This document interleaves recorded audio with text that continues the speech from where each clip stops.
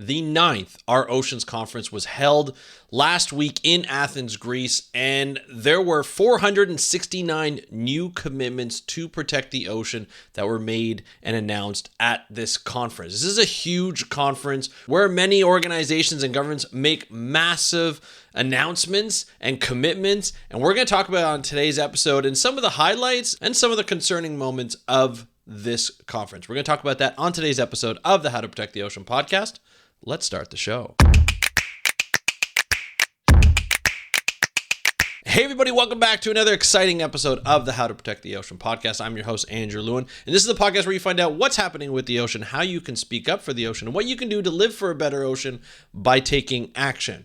And on today's episode, we're going to be talking about the Our Oceans Conference. This is a conference that's held every year. It was the ninth one that happened on April 15th to the 17th last week. And we're going to talk about some of the highlights and some of the not so great moments of the conference, some of the concerning moments of the conference. Some of the big highlights, though, $11.3 billion were raised for 469 commitments to protect the ocean. That's one of the highest number of commitments that we've seen with this conference, but it's also one of the lowest amounts raised in the last few years. So in 2023, I believe they raised 60 billion, and in 2019 they raised 69 or 63 billion. So, not the greatest, it's up and down depending on the year. And so we get these types of things that happen, where you'll get a lot of money one year, not so much money others. It all depends on what's happening in the world. In 2022, they raised 16 billion, but there were 1,800 commitments. So a lot of commitments being made, not always requiring a lot of money, I guess, to be raised. And that happens sometimes. And that's something that is, not the greatest, for us as people who want to protect the ocean, but it's something that we have to look at, and we have to kind of continue to move forward to be able to say, hey, we need to do this kind of work. We need to ensure that there are a lot of commitments. We need to ensure that there's enough money raised to get those commitments there to complete those commitments. Now, the good news about this conference is that in the past, there was a study done that says 72% of the commitments that have been made throughout the Our Oceans years, so the 9 years, or I guess the previous 8 years, 72% of those commitments have actually reached their goal. So we've actually seen not only the commitments made, but we're seeing a pretty good success rate in them actually being completed. Obviously, there's room for growth, but to see like governments and organizations and international bodies and collaborators start to say, hey, you know what, we're going to make these commitments, and there's a good chance, a majority chance that we're actually going to come through on these commitments, that's actually really good for the ocean, because we're starting to increase those commitment levels and actually increase the follow through. That's the one thing that always concerns me about conferences, the fact that we don't always commit to that follow through, and there's the inherent problem with a lot of these international conferences and international sort of agreements and treaties. Talking about the global plastic treaty that's being made now, that's the big problem. We'll talk about that probably in another episode, but we don't see the commitment from every country. Here we're just seeing commitments from different countries, probably because they're able to get their own country in their own shape. They have more control over that than international bodies like, the high seas area, which we'll talk about in this episode a little later on. So we're going to talk about some of the big commitments. So one big commitment came from the host, Greece itself, to establish 2 new marine protected areas in the Asian and Ionian seas. They also are going to ban bottom trawling in its MPAs by 2026 and enforce this ban through monitoring and surveillance. The bottom trawling, if you don't know what bottom trawling is, essentially it is a fishing gear type that scrapes along the bottom. It takes away a lot of the fish habitat on the bottom. It's very efficient at grabbing anything that's on the bottom, just kind of lifts it up and pushes it into the net or traps it into the net. A lot of bycatch, very destructive, obviously not a good thing in a marine protected area that you're trying to protect the habitat. So it's very surprising to me today, even to today's day, to see how these fishing gears are allowed in a marine protected area. It kind of defeats the purpose of the marine protected area, but these are the ways marine protected areas go sometimes. So it's not really truly a marine protected area until you take away any kind of extractive activities like mining, fishing, or even oil and gas extraction. Now let's talk about others. The European Union made 40 different commitments towards ocean action worth about 3.5 billion euros. That's $3.5 billion US, which included support for sustainable fisheries, MPAs, and ocean and climate research, which is great to see. The USAID, so United States Agency for International Development, pledged $103 million to establish new programs to bolster new programs and bolster existing ones aimed to strengthen marine preservation, build resilient blue economies, and address the impacts of the climate crisis, which is great. And so, overall, people thought that this was it was a successful conference. When we look at the reality, though, just as I mentioned, it's not the highest number of commitments, although it's the highest number in a while. Back in Panama in 2023, there were 341 commitments for $20 billion. In 2022, there were $16 billion for 1,800 commitments. And then prior to the pandemic in 2019, it was raised $63 billion in pledges for 370 commitments. So the number doesn't always, the amount of money doesn't always justify or doesn't always go with the amount of commitments. And I don't know if that's just because they allot a certain amount of money for specific activities. And so sometimes it's higher and sometimes it's not as high. So, that's really what it comes down to. Now, the question is, this article that I'm reading on Manga Bay, I'm referring to, if you're watching the video, I'm actually referring to this article here. But we're looking at, how well are we protecting and how fast and how quickly are we protecting the ocean? Are we able to protect the 30% by 2030 that we've committed as a worldwide body, an international body of people, of organizations and countries who have committed to protecting 30% of land and 30% of water by 2030? And the fact of the matter is we haven't even gotten close. Right now, I think with all these new commitments, to try and get to 30%, I think we're at about 7.9% of global ocean that is actually protected, but only 4.2 is fully or highly protected. That means no extractive activities are allowed within the marine protected area boundary. A good friend of mine, brother from another mother, Angelo Gomez, he's an Indigenous Chamorro ocean advocate and a senior fellow at Washington, D.C. based Center of American Progress, a think tank who's also been on the podcast a number of times. He spoke up and he wrote an op-ed on Manga Bay a while ago. And he says, at this rate, raising the area of global ocean protection from 8% to 30% will take an additional 880 years. That means we're moving really slowly, and we need to really ramp up. Now, whether that will happen as we get closer to 2030, that's one thing. We don't know. The one thing I can tell you is that I remember in Canada, where I live, we had about 1.5 fully protected marine protected areas. And that wasn't enough. We wanted to raise it to 15% by 2020. This was back in 2015. We were able to get to the 20%. I think we want to raise it to 15%. We were able to get to the 15% and a little bit beyond.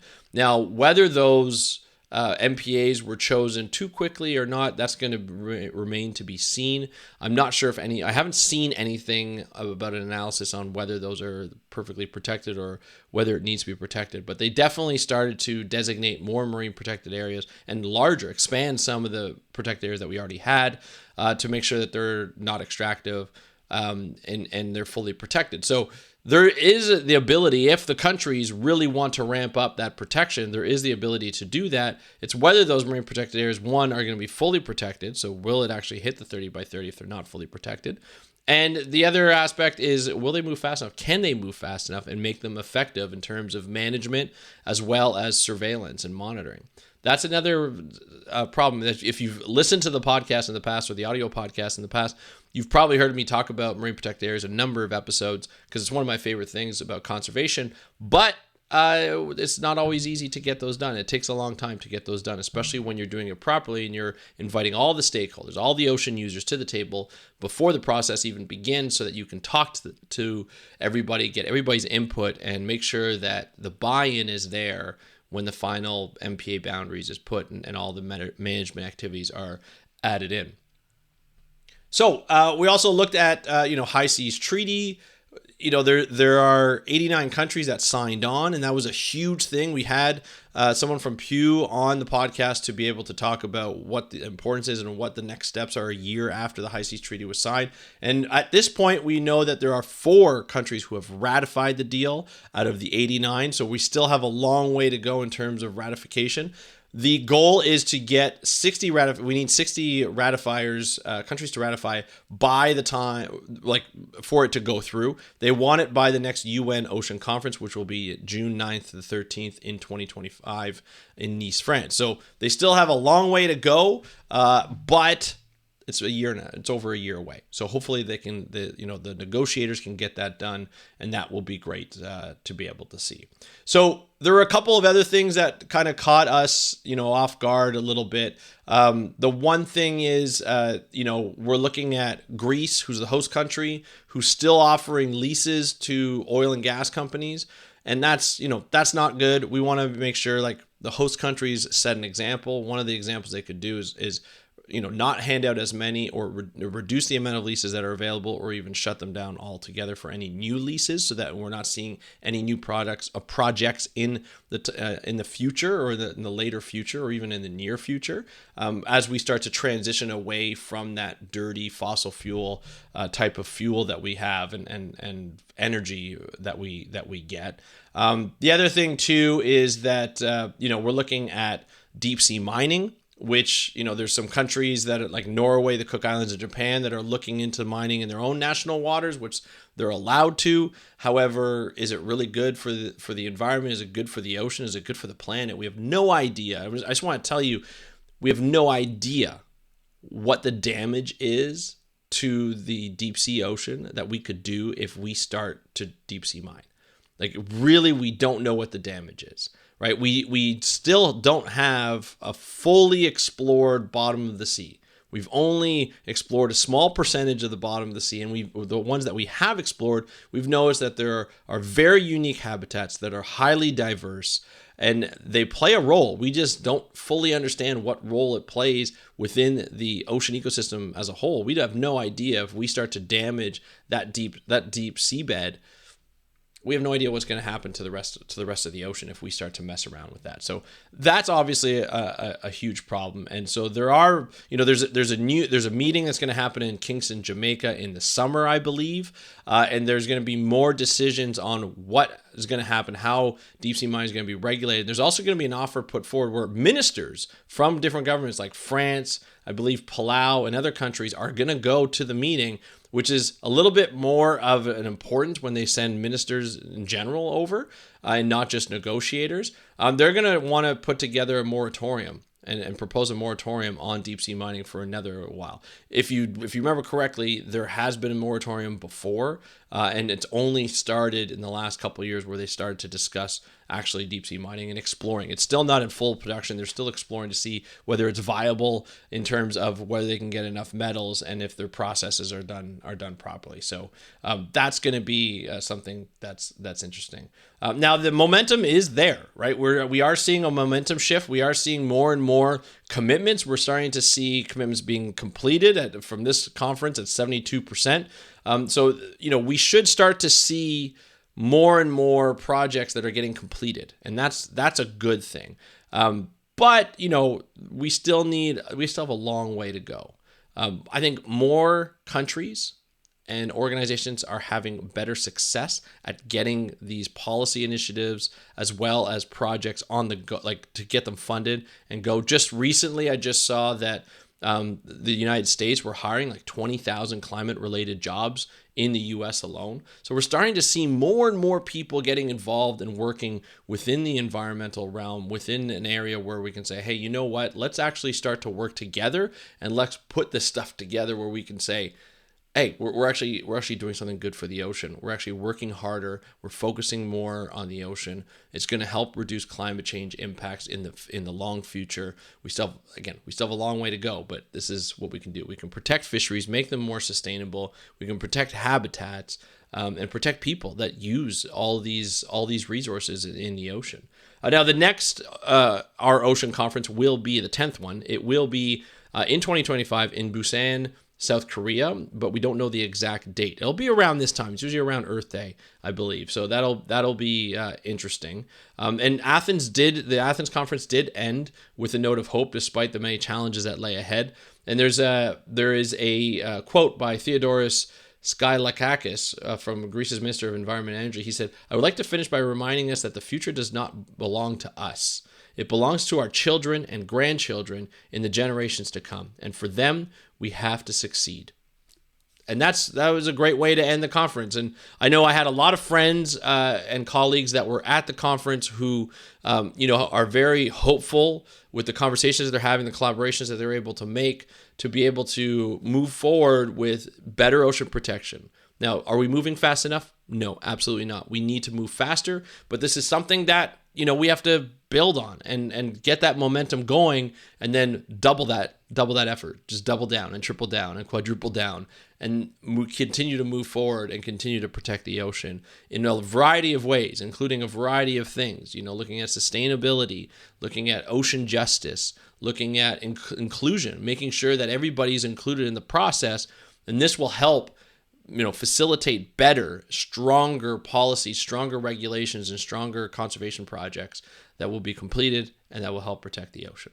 So that's it for today. I just want to kind of give you a rundown of this big Our Oceans conference. It was huge. I don't know how many delegates were there, but it's quite a number. I know a lot of my friends and colleagues were on their way there and enjoying the conference and being able to work at this conference. And so I want to bring you the results of that, because a lot of times when we go to conferences, you hear about conferences, you just think, oh, it's just people flying around the world, jet setting around the world to enjoy, Europe and Greece and Athens and just have a good time. There's a lot of hard work that's done at these, and especially something like this, as when you have the eyes of the world on you, you have to come out with something. And 469 commitments and $11.3 billion is nothing to scoff at. This is something that's going to be important.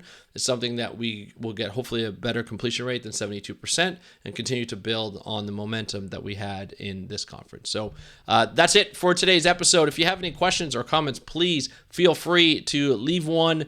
You can DM me on Instagram at How to Protect the Ocean. Or if you're watching this on YouTube, because I'm going to start putting some of these on YouTube, you can just put a comment in the link below or in the description below. It's going to take me a while to get used to that, but just put a comment in the description below or in the comments below, and I'd love to hear from you. I'll interact with you as much as I can. But if you're watching this on the YouTube channel or you're not on the YouTube channel, you want to start seeing, I'm going to be posting a lot more videos back again. Took a little bit of a break, but there's going to be a lot more videos, ocean news, there's going to be ocean talk, and then there's going to be this How to Protect the Ocean podcast that's going to be put on. It's just going to be a video podcast of me talking with some of the interviews that I've had in the past and in the future. So check that out. Just go to YouTube, subscribe, and follow. And put that notification button on so that you don't miss any of the new videos. And, thank you so much for listening and sharing these episodes for somebody that you think might benefit from it. My name is Andrew Lewin. I'm the host of this How to Protect the Ocean podcast. Have a great day. We'll talk to you next time, and happy conservation.